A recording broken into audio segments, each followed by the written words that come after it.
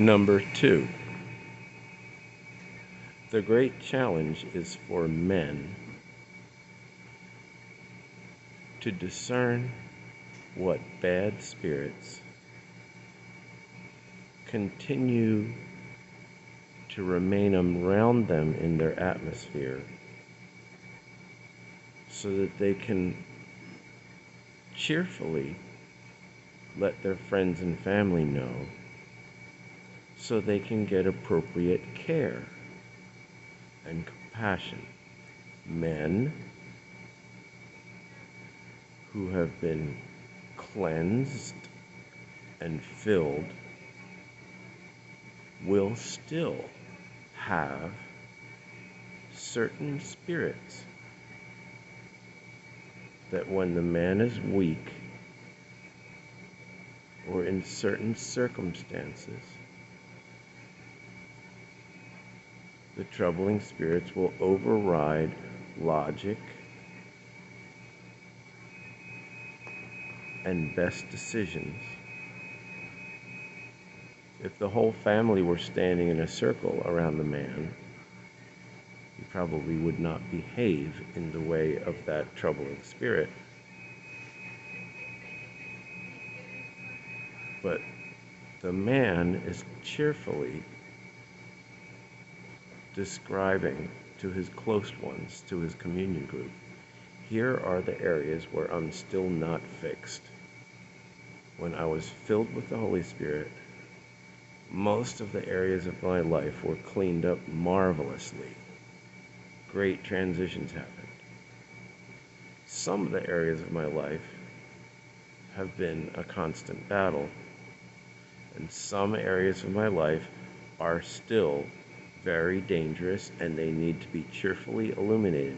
Hi, don't let me run this part of the show because I'll break it.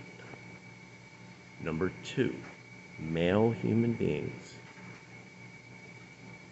admitting the spirits that are still messing with them as a gesture of humility.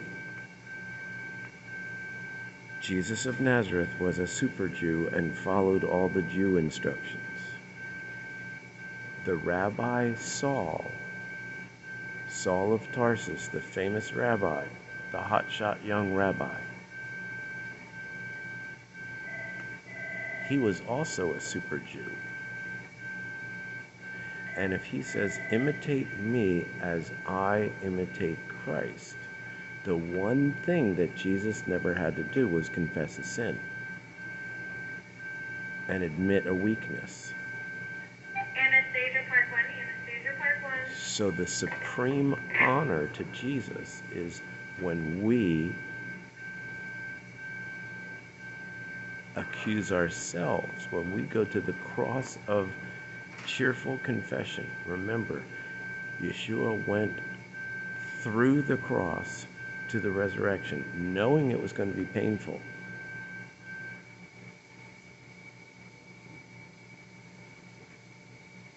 If you are not willing to actually find a wonderful way of cheerfully describing the sweetness of your trouble, which ends up being an honor to Moshiach, then you have not yet put in place the number two. Number one is willingness to die. Number two is dying to your image and your prideful presentation and describing to people, I am weak in this area. There is an unclean spirit, a bad spirit, a demon that fools around with me in this area. Number two, men. See, the men set the spirit tone for the family and the tribe. And people don't want to accept that or believe that, but they do. I've seen men that are thousands of miles away from their constituents. And the things that the man is going through is actually affecting the actual people that are in relationship to him, that everybody's being careless about that relationship. And the types of spirit afflictions that are on the man will all will regularly come and camp out on the children and the constituents, sometimes in an inverse way. You got a drunk, and then you got children that are totally freaky teetotalers. And there isn't a peace. There isn't a peace in handling the adult beverage. There's just a whole lot of uptight. Either it's bad crazy, or it's angry, angry, negative, push away. And some people, it's not really an issue. It's just a beverage. It's part of food. It's part of a meal.